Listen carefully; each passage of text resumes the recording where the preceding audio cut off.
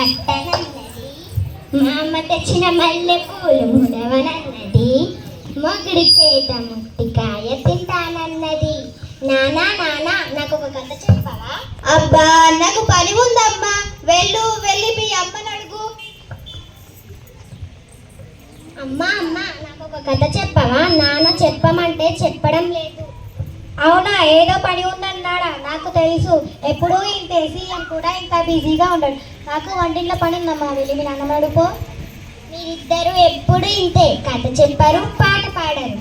నానమ్మ నానమ్మ నాకు ఒక కథ చెప్పవా? నిన్నటిలాగానే. నా బంగారు తల్లి, నా చిట్టి తల్లి, అలా పెరట్లకు వెళ్ళి చెప్తున్న పదమ్మ.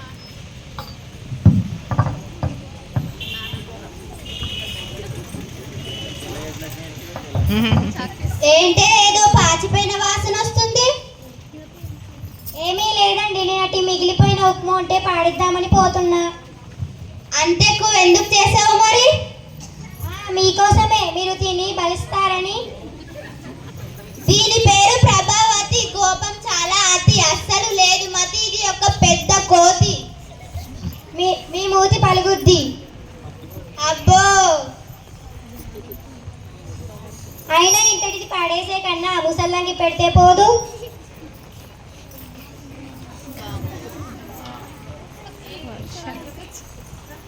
అత్తయ్య, ఓ అత్తయ్య, మీకోసం ఉప్మా తీసుకొచ్చాను, తినండి.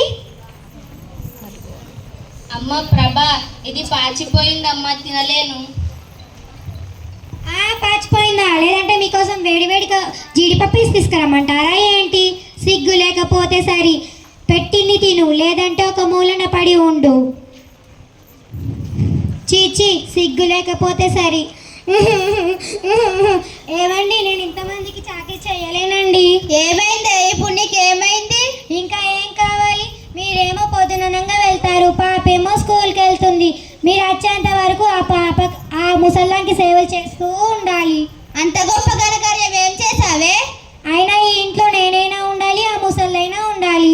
ఈ వయసులో తను ఎక్కడికి వెళ్తుంది? ప్రతి ఊళ్ళో ఉన్నాయి కదా వృద్ధాశ్రమాలు, ఎక్కడికో అక్కడికి పంపించండి, ఫోన్ చేయండి.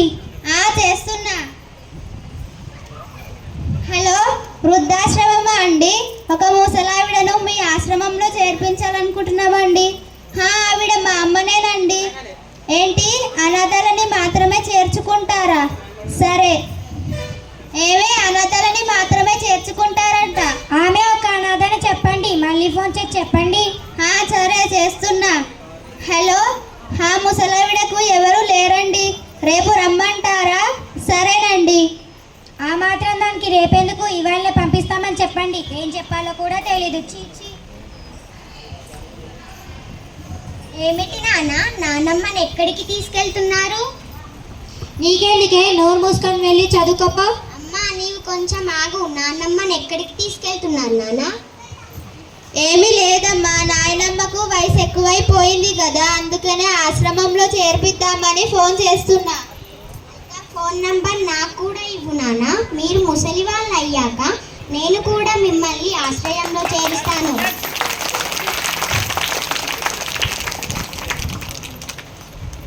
మమ్మల్ని చూడండి ఎలా మాట్లాడుతుందో. ఇదంతా ముసల్లాని గౌరవం. ఎలా ఉండేది, ఎలా తయారైంది. అమ్మా, నిన్ను కొద్దిసేపు ఆగమన్నానా? పాచిపోయిన తిండి నాన్నమ్మకు పెట్టావే, అదేదో నువ్వే తినొచ్చు కదా, నాన్నకు పెట్టచ్చు కదా, మరి నాకైనా ఇవ్వచ్చు కదా. ఎందుకమ్మా నాన్నమ్మ అంటే అంత కోపం? అయినా మీకన్నా తెలీదా నాన్న? మీరు నన్ను ఇంత బాగా చూస్తున్నారు కదా, నానమ్మ కూడా మిమ్మల్ని అంత బాగానే చూసుకునే ఉంటుంది కదా. అయినా మీకన్నా నన్ను నానమ్మనే బాగా చూసుకుంటుంది. రోజంతా కథలు చెప్తుంది, పాటలు పాడుతుంది, రోజంతా నాతో గడిపేస్తుంది. మీరేమో పని ఉందని తప్పించుకుంటారు. అందుకే నానమ్మ వెళ్ళిపోతే నాతో ఎవ్వరూ ఆడుకోరు. అందుకే నానమ్మతో నన్ను కూడా పంపించండి. అంత పెద్ద మాటలు మాట్లాడకమ్మా, మమ్మల్ని బాధ పెట్టకు తల్లి. మరి నానమ్మ బాధపడదా అమ్మా?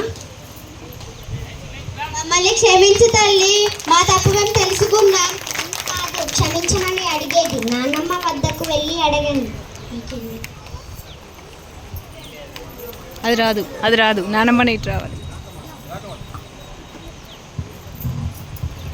మా తప్పు తెలుసుకున్నాం. అత్తయ్య. క్షమించిందిలే, ఇక ఇవ్వండి. ఎందుకంటే మా ముసలి